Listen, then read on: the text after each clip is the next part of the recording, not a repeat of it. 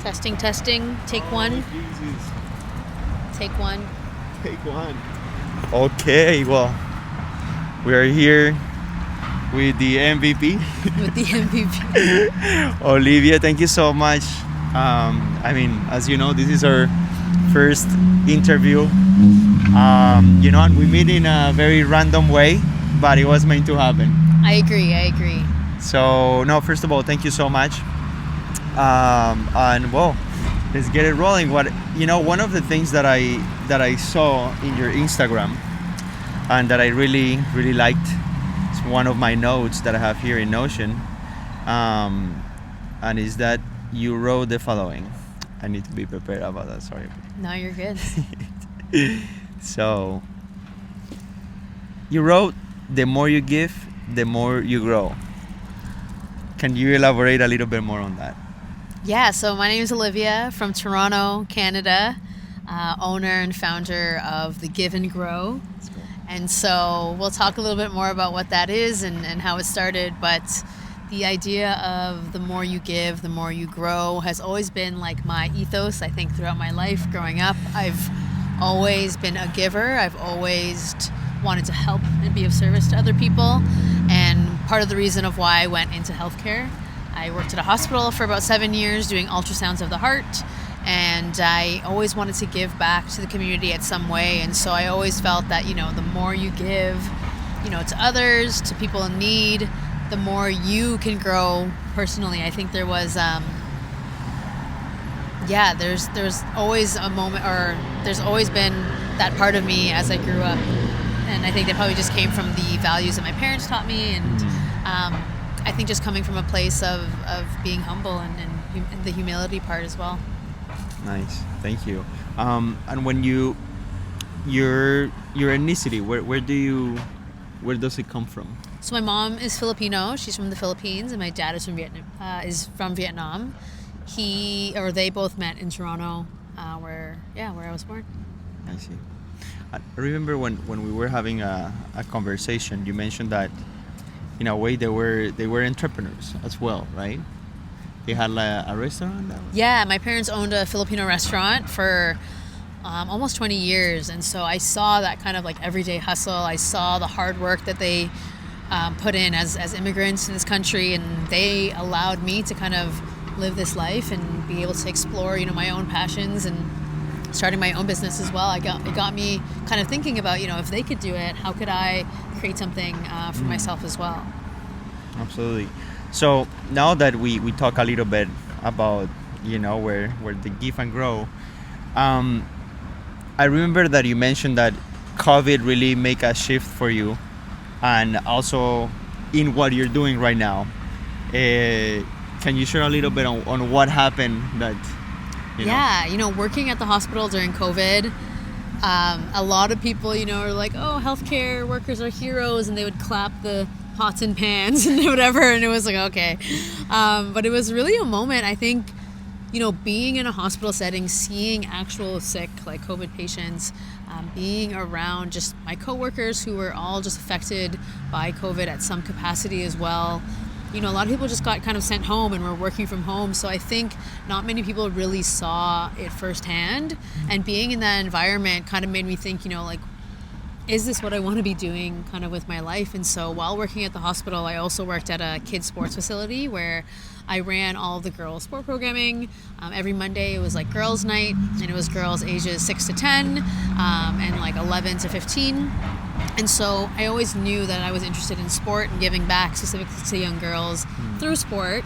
And so when COVID happened and the gyms were closed, I was thinking about the girls, and I felt really, upset for them that they didn't have a place where they could be themselves or learn or grow or play, because the facilities, and specifically in Toronto, we had one of the longest shutdowns in the world.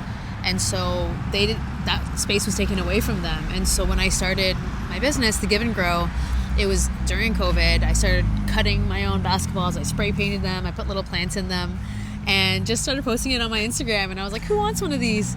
And then a lot of people started reaching out being like, I want one. And I thought, okay, this could be a really fun, way to be creative and get my mind off of the everyday hospital life. And then I started to think about the young girls, and I thought, how can I bridge this new thing with the young girls in my community? So I was selling these basketball planters. All the money I got from the planters, I was putting towards free community workshops for the young girls in my community. And they got to customize their own little planter. And while we had them in the room, we would talk about the power of sport, lessons we can learn from sports and plants, and how we can tap into our own personal growth. And so that's just kind of how it started. It was this moment of like, wait a minute, like there could be something more. And then from that, I saw how much interest people had, and ended up quitting my hospital job about like 8 months later. Wow, it's very interesting to see that, when you give like the same thing that we say, when we give, it gets back to us. Exactly. But in that sense, like, how does it started to grow? Like just opportunities start coming your way, like people watching what you were doing, they were like, hey, how can we support you? Or like, how was the momentum, and how does that started, So it was actually like the bigger brands that started reaching out. We had like the Nike, the Adidas, the Foot Locker being like, we want to host a workshop. Like, we want you to come into our stores, host a workshop, and bring in your community, and we'll pay you for it. So I was like, oh, this is a win-win where they're paying me, I still could tap into like my community and the young girls that I wanted to bring into the space. And the actual like moment, the pivotal moment, was the Toronto Raptors reached out, and they wanted to order some planters for their players, and they were actually playing in Tampa Bay. It was a COVID year, and so all of our players were based out of Tampa Bay in Florida, and so they wanted to give them these planters as a housewarming gift. And so I worked with a local Toronto calligrapher. He wrote a bunch of their names on the planters. Mm-hmm. So at the time it was like Kyle Lowry, Pascal Siakam, Fred VanVleet. It was like the championship team. It was the year after. And so they customized them. They put them on their like private jet. Wow. And they shipped them out to Tampa Bay, and I was like, can I come on the jet? Like, I want to come. Like, Make it happen. Yeah. So, and then when they did that, they also heard about the workshops we were doing, the stuff that I was doing with the youth, and they actually did a video. They did a video interview with me, a couple of the youth that I was working with at the time, and then they posted it to their social media of like millions of followers. And that's probably the video you saw. Mm-hmm. Yeah, because, after that, my phone was blowing up, like notifications, people trying to order, and like, it was COVID. I didn't really like have much product. Yeah. And so that moment was the moment of like, wait a minute, like this is bigger than I thought. This could be a lot bigger than what I ever imagined. And I never had a plan to start a business. I never had a plan to quit my job, but it kind of just happened. So for reference, I just want to point out the video that I watched is a video where Olivia has in her Instagram where she says like when the Raptors post something about your small business and it's just like orders coming in. And I'm like sitting on the thing and it's like you're like, oh my god. It's like an overwhelming thing too. Obviously I was grateful. Yes, of course. But it was one of those moments where I was like, what am I getting myself into? And I had no idea at the time. Of course. And that's something that I wanted to ask you, because of course you started this project, this business that now is a business. As giving as a community. Do you ever envision it to be so big as it is right now, or no, your intention was just to give and go with the flow of whatever happened? I think that like once I started to work with some of these bigger brands, I would work in healthcare before, so I wasn't really aware of like, these activations and things that were happening until I was in the sports space. And obviously sports is a huge market in terms of the amount of money and resources and things that gets poured into sports, and then you add the layer of like, hey, we're also trying to empower the next generation of girls and trying to keep them in sport and trying to teach them lessons from the game. That really like becomes a selling point to some of the brands that I work with. It's not just like, hey, there's this cool product. It's like, okay, the workshops are meaningful and people can take away something from it. So I didn't know at the time what it was and like what it could be, but now that I'm in it, it's been almost 5 years. I think I'm just at the beginning. Like I've hardly scratched the surface of what it will be and what it will turn into. It's going to be a global movement, and I'm so excited. Amazing. I'm excited. It's like just the beginning. That's beautiful, and like for the people, who are starting, like, let's say, like a movement, a brand, well, of course, like DÉTOUR, where it's just the beginning. Like, what advice would you say to those creators and people that want to create community? Like, what has been your experience in order to grow, like? I said it earlier to you, I was talking about how, the most successful people are the people who minimize the time between ideation and execution. So if you have an idea, test it, do it. In the time that you're maybe thinking about an idea for like 2 weeks, 3 weeks, you could have literally just done it in like a couple days and known right away it's not going to work.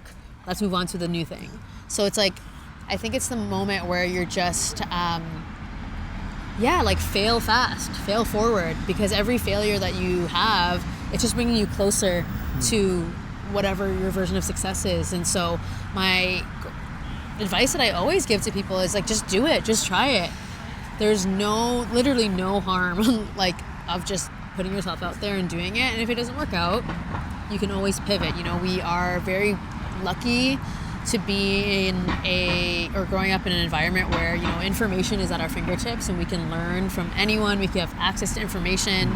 And so when people say to me like, oh, but this or but this, like I'm the type of person who doesn't take excuses. I don't like excuses. It's just fear, right? Yeah. It's just fear kind of manifesting in your life. And I think, we all have the power to change, but and have you ever have this mindset? Always like, okay, let's go, or it evolved through time and through... Yeah, it definitely evolved. This entrepreneurship journey is like a spiritual journey. It's really like, I don't know where my next paycheck is coming from, or I don't know if I'm going to pay my rent this month. And so it's such a funny journey where it's just like an emotional roller coaster. But at the end of the day, like your mindset and your ability to overcome obstacles and be positive throughout the entire thing is what's going to carry you through your entire kind of entrepreneurship journey or creative journey. I think a lot of people these days are really tied to the outcome, to the number of likes, the number of views, and really that's not impact. It seems like it when brands are asking you for your metrics, but what are your social impact metrics? Like, what are your real life metrics? Like, how many people are you inspiring? How many people are you helping? If that's just a number on a screen to you and if that's not translating to real life, I don't think that's sustainable long term, because then burnout happens. People are tied to external validation. And at the end of the day, if you're true to your journey and true to what you're passionate about, you'll never fail. Yeah. You'll never fail. And in your project, of course, big part of it is the events, the community events that you do. And what do you do in these community events that you have with the women, with the people that what do you guys... Yeah, so a lot of our conversation is tied to these little booklets. They're called the playbooks, and they are metaphors like in the game of basketball and how they apply to our everyday life. So it's called Lessons from the Game. And each of the pages will have like a metaphor and then an activity that they can do, either written down as a group, talking out loud. And so one of them might be, let's think about one. Oh my gosh, I'm going blank. It might be like shoot your shot, like shoot your shot, like you never know until you try or something. Yeah. And it's just really about putting yourself out there and emailing that person that you've been hesitant to email, or sending a DM, or reaching out to someone, or just asking, being like, hey, do you have time for this? And doing that with purpose and intention, and just coming from a genuine place. And so when we go through these booklets, the purpose of them are to challenge our participants to go inwards, to think about, where they are, where they've been, where they want to go, a little bit of goal setting. And then through that, we have really kind of vulnerable conversations out loud. Sometimes people have never thought about these things, and so we're creating conversations in groups. Sometimes they're young girls, sometimes they're older women, sometimes they're corporate groups. And I think there becomes a moment where like everyone kind of realizes, hey, we're all kind of going through these same things, or we're all learning and growing, and it becomes a really cool moment where I can see in the participants and like they're taking away something from these workshops that's not just this like physical product. Of course, because when people go to the workshop, of course, at the end they receive the product, which is the ball of basketball.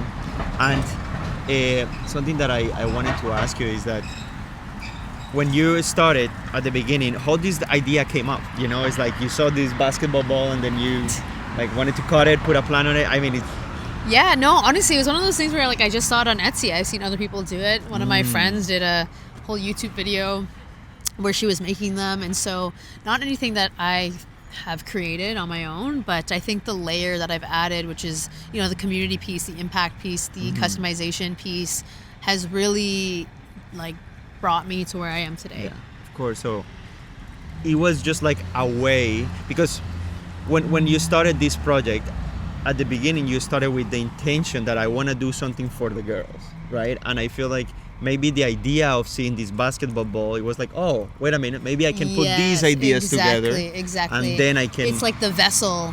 It doesn't matter. Like the Give and Grow could exist tomorrow. It could exist in 10 years without the product, truly. Absolutely. Because at the end of the day, you know, if we're curating experiences where young girls can feel empowered, that can happen in so many different ways. This like physical thing just becomes like a vessel for that. Absolutely.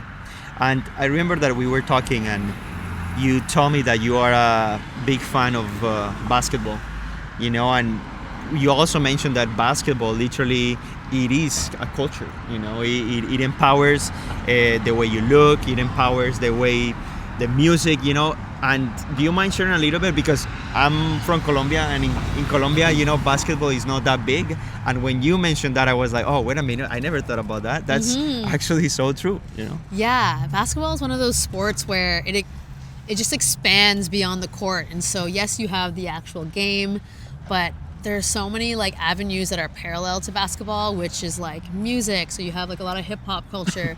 You have, you know, art and people like artists that are exploring, you know, what does basketball look like to them. You have the fashion, you know, the tunnel fits, the tunnel walks. You have people in their outfits. And so it becomes just like so many layers that happens outside of the game. And that's what really like has drawn me to basketball. Growing up, it was like a community event. I played in like a Filipino basketball league. I played it with my schools, and you know, these community leagues in the Filipino league was like a whole family event. You know, everyone would come on a Saturday. It'd be food, music, there'd be games, you know, everyone's sister, brother was there. And so I really saw early on like the community that basketball brought together that's surrounded by the sport. But, you know, what was always intriguing to me was like what was happening off the court. Like what are the things that we could do off the court that, yes, if you're not competitive or not good at the sport, how can you still be involved at some capacity? I see. Well, that's beautiful. Well, thank you so much for sharing. I'm thinking something also that I think we discussed about, and is like trusting the process, right? You mentioned that a little bit while ago, like, you know, sometimes you don't know if there is gonna be a moment where the income is gonna come, right? But for what I have seen, it feels like you have this faith on you, you know, of like, hey, everything happens and I go with the flow. That's something that you like to say, and I really like that mindset. Yeah, I think I always say it's either blessings or lessons. There's no such thing as a bad situation. There's no such thing as being rejected. You're just being redirected. And so every no that I get, the immediate response is like, I might be sad or I might be annoyed, but I'm like, I say thank you. I say thank you. Thank you for saying no to me, because I know that I'm being led to something like a bigger yes. And that's not an easy thing, you know, like you said, as someone who is an entrepreneur. But as I said earlier, like entrepreneurship is the most spiritual journey that you can go on. And if you don't trust in yourself and believe in yourself, how can you convince someone else to, right? Yeah, that's so beautiful. I think I never hear that. It's true that entrepreneurship is literally believing in yourself. Exactly. You know, because if you don't, it's like, well, no one's gonna pay you or no one's gonna hire you. It is very beautiful, well said. So maybe if you wanna share, I wanted to ask you about a moment in this road that has happened that maybe you were like, oh fuck, like, I don't know if I should continue or not. Does that ever happen? And how you like, bounce back a little bit there? Like, Honestly, every day. Every day, honestly, I wake up and it's like, okay, I have a choice to make, and I think sometimes, you might get exhausted or you might be overwhelmed, but embracing kind of the journey along the way has always just been a beautiful moment for me. And so I think, what was the question? Like, the question was that when you hit like a moment that is moment difficult, or something, got you. Yeah. So every day I think I'm battling that kind of internal self-talk, and I've been able to find ways to talk myself kind of out of it, like you said. But, I could be miserable at my 9-to-5 job. I could be miserable working for someone else. I am happy to be miserable in moments if that means I'm building something for myself. I'm building a legacy. I'm building something that's going to help other people be inspired and grow. I think it's beyond me. It's bigger than me. And so, those moments of kind of like doubt, I don't have them often. I really don't. And I've been able to train my mind and train my environment, everyone that is around me, my peers, my coworkers, and people that work for me. They know I have that mentality, and so I don't like when they bring, don't bring bring your vibe, don't bring that vibe, figure out the solution and then come to me, right? I think it's a really specific mindset that not many people have, where you have to just, no matter what, trust in that whatever is happening for the future you and the better version of you. Of course. And that everything you're doing, every step you take, a staircase is being built. So, I'm just gonna check the camera to make sure everything is good. But we're doing great.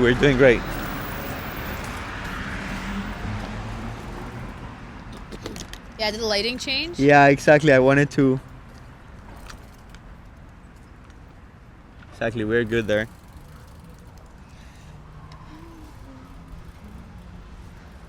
So of course, like, just for the disclaimer, the idea of the interviews that we're gonna have in DÉTOUR is make them as raw and personal as possible, of course. And something that I was thinking, hold on, my mind went blank as well. That's okay. Yes, you mentioned that, and this is something that in my path as well I'm noticing, and it's like the importance of your vibration, right? We resonate energy, we attract what we are, and I have seen, and this is something that I would like to know your opinion on, it's like how you elevate your vibration, right? With the people that you surround with how do you take care of yourself, because in my path I have noticed that before I was surrounding myself with people that they were not like on my same vibration, and I was like just bringing down, and it was kind of like toxic a little bit. But thanks to that, now I know that, Yes, exactly. And I guess because of course you have the opportunity to be in amazing places surrounded by CEOs or owners of clubs. How do you notice these behaviors on them? How do you notice this, right? I think throughout this journey, as you said, as you're elevating, not only, in the physical, but like spiritually, mentally, and, changing your frequency, like naturally that is going to filter out some people, and that might be friends, that might be family. It might be very lonely, to be honest, through this process of self-discovery and growth.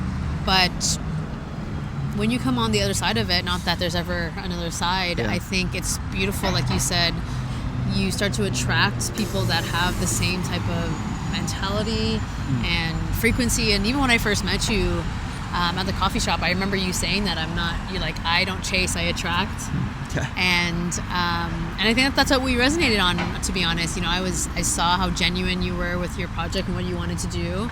And as I mentioned, like, I always want to be able to help people grow in some way. And so I was happy to do this interview with you, because I think, you had the right resources, you had the right idea. It's just a matter of doing it. Yeah. And then when the situation came, you're like, I'm going to take you up on that offer. Yeah, of Which, course, you know what I mean? And a lot of people don't. I offer a lot of my time and my resources to people. But if they're not on the same frequency, literally, they don't ever take me up on the offer. They don't ask me for the advice that I'm offering or I'm willing to give. They don't ask me for my resources, and that's fine because I got to meet people where they're at, right? And so I think two things. I've started to become a little bit more protective of my energy and who I'm around. And the second thing is I'm grateful to be doing work that elevates my energy every single time I have an event, every single time I have a workshop, every time I meet someone new. It's like an opportunity to learn something about someone, right? And you never know what's gonna come out of their mouth when when you do talk to them. And I think that's the beautiful thing about life and flowing and just going, because if you put yourself in situations that are what to expect every time. Yeah, it's like, but it's exactly same old. Exactly, and it's like it's sometimes when you're chatting with friends and it's like, oh, let's catch up, and you're just like, okay, you catch up, but all you're doing is like explaining all the things that had happened before, but you're not creating like new memories with the people now. Did you notice that when it's like, let's catch up, and you're spending hours being like, okay, well, last month I did this and whatever, and by the time the dinner's done, you haven't created any new memories with like the person. It's like, yo, let's just do whatever, like let's have no plans and just like live freely and flow with like through life. Absolutely. Oh, that's beautiful. And you mentioned something that it was like, oh, I can relate to that, because you mentioned that this path of being an entrepreneurship and also just following your purpose sometimes can feel lonely, A lot of detours. Yeah, absolutely. Sometimes I'm like, damn, I wish I could be just like partying or doing this or whatever. It feels lonely,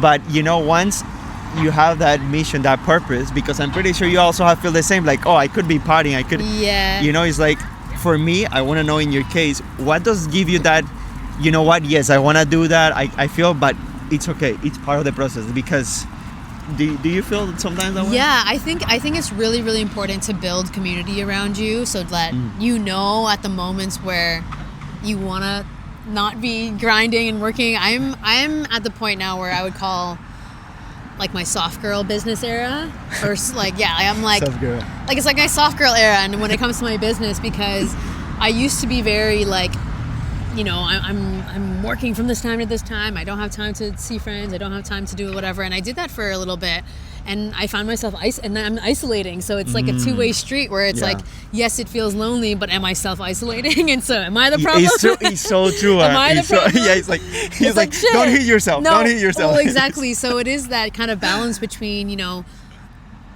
yes, we're building, yes, we're doing. I think specifically it's different for men, to be honest, because it's like male friendships and are hard to maintain in a way where I'll frame it as this, like female friendships are so much more deep, I would say, in a way where we can really connect with our female friends when we need to. We can escapism and things like that, but I think it's tough sometimes for men and men who are entrepreneurs specifically to connect with other men and resonate with them on that like deeper level, because of just the nature of how we were taught to grow up and not show emotions and things like that. So I think there's another layer to that as well, where people talk about this male loneliness epidemic, but really it's just the lack of connection. Of community. Exactly. It's like you wouldn't be lonely if you guys were together. It's like if I'm lonely, I'm calling up one of my girlfriends. We're doing whatever. You know what I mean? It's like yes,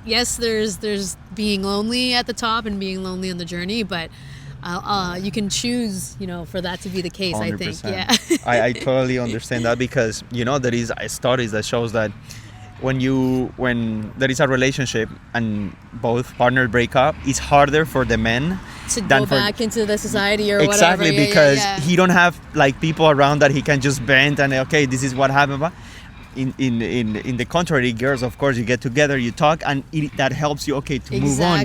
Exactly. But yes, that's something that creating community.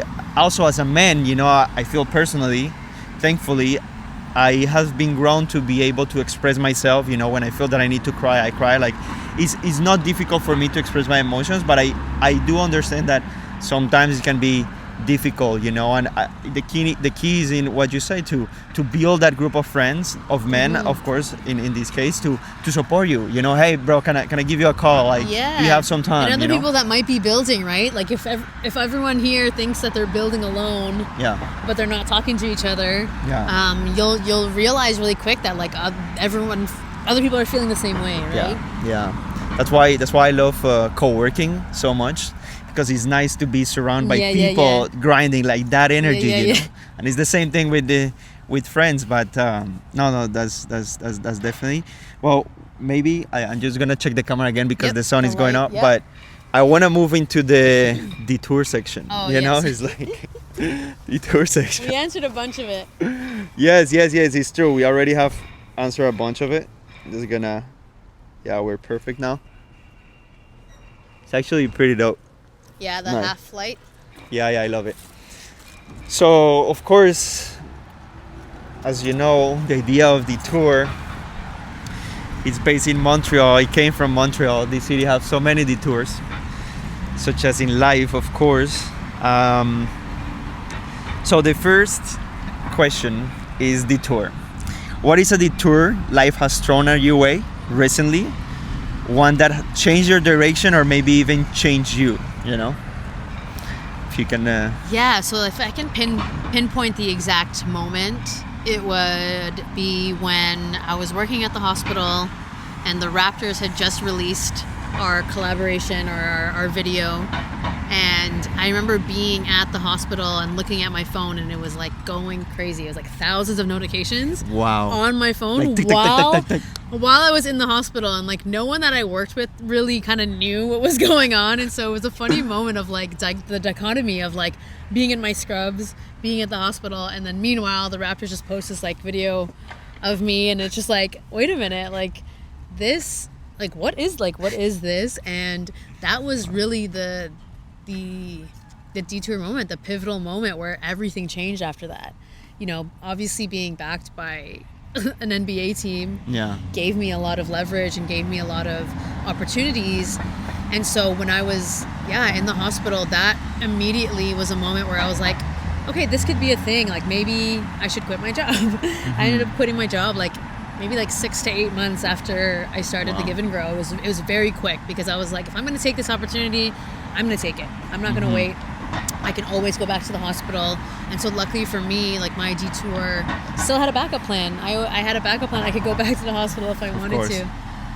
Yeah. Do you think it's always important to have like I guess so, to have a backup plan, and in case like, or you trust the process, right? I mean, I go back and forth with this. It's like there's two things, because I had at any moment, if I ever, couldn't pay my rent, I could stay with my family, I could stay with my friends. Like there was never going to be a desperate situation ever, no matter what the consequence or whatever the circumstance. And so, being someone who had an education, who had a diploma, who had a certificate of like a very specific skill in a hospital setting, I never really, like that was always going to be my backup plan. So I never really had to think about what if this fails? Yeah, absolutely. Because I knew at the end of the day I could just go back to my old life. Yeah. Which I'm grateful for, Yeah, I think that path, in a way, I mean, giving, right? You were working in the hospital. Is like very giving. You're literally doing a service, right? Yes, for people. Yes. And of course now you're doing the same, but it's just in another different context. Way, exactly. But something that I wanted to ask you is like, when you were growing your, the Give and Grow project, you were also thinking sometimes like, okay, how can I make this bigger? Or you were just focusing on doing the workshops and then things just start coming your way? Or you also put some of your energy to make it a little bit more bigger and more big? Because I mean, the Raptors don't come to you just like, hey, No, they have to see some movement, right? Yes, exactly. Like, how does this happen? Because like, just for the people and also for me in my project, how maybe we can get to that point, Yeah, for me, it was a good mix of just like momentum during COVID. Like everyone was on their phone in that time. And so when my stuff started coming out and the Raptors posted the stuff, it was like the momentum, and it hasn't stopped. It's been for years, almost 5 years.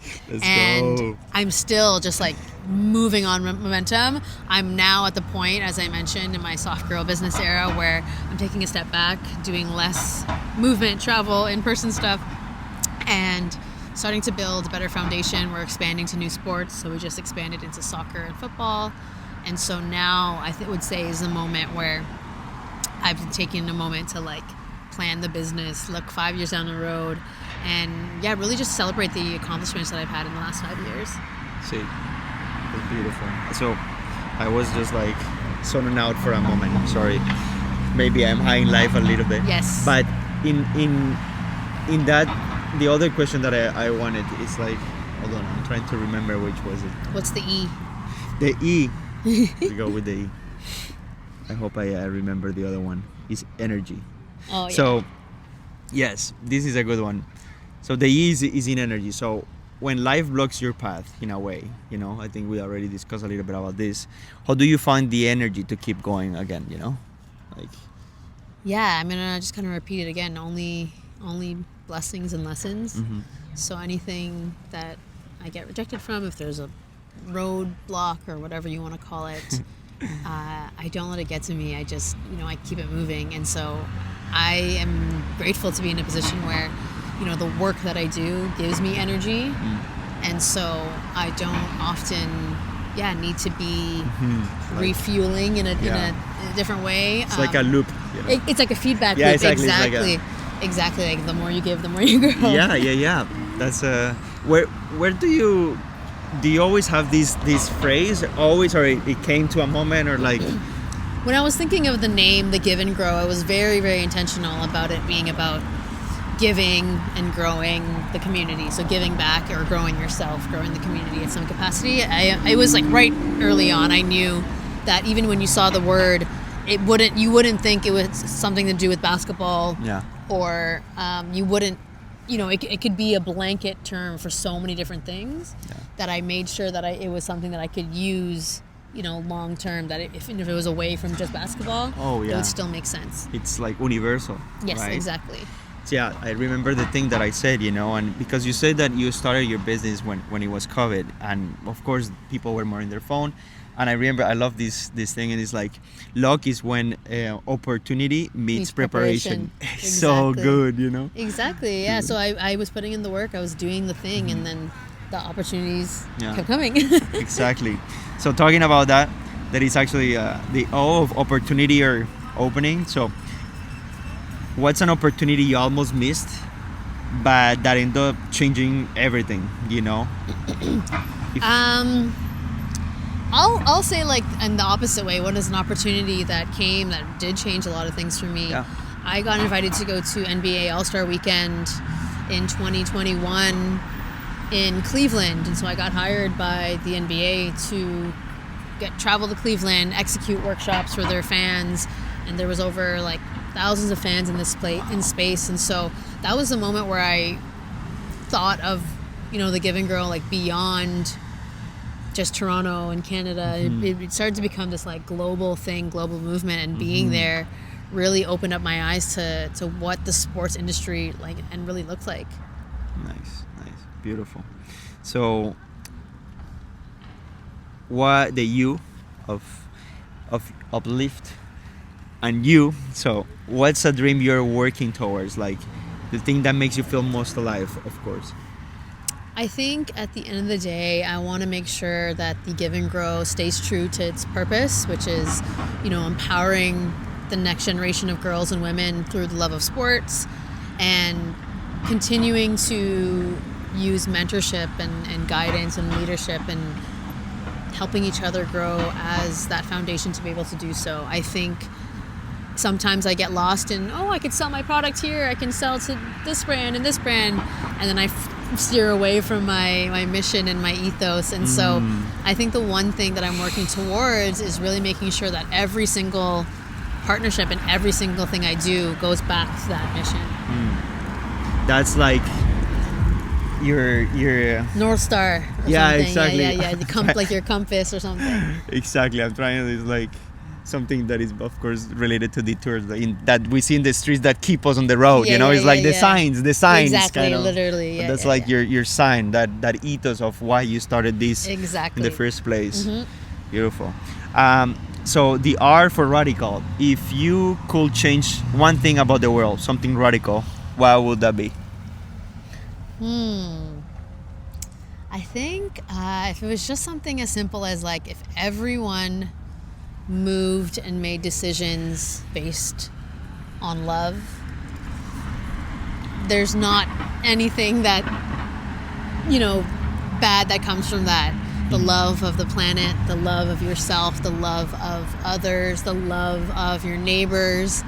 And if everyone made decisions just based on that one thing, we'd be living in a very different place right now. Yeah. And I genuinely, I do think that a lot of people do, and they try to, but there are things like the ego and greed that get in the way of blocking that love. Everyone, we have enough resources and money and capacity for every single person on this planet to be living comfortably in love and community, but we choose not to. And so maybe in another utopian life.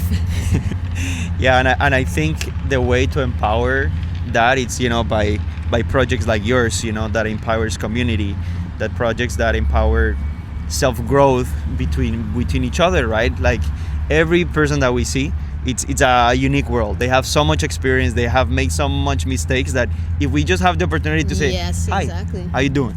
Like create a conversation just to share ideas, just to share, feel like and coming from a place of love and curiosity, right? Like not, I think if someone comes up to you on the street, your first thing is like, why are you talking to me? It's a place of fear, right? Yeah, fear, it's true. Or like it's true. It's not normal. It's not usual. Yeah. And so it's that's my radical change. More beautiful. Love and light. Beautiful.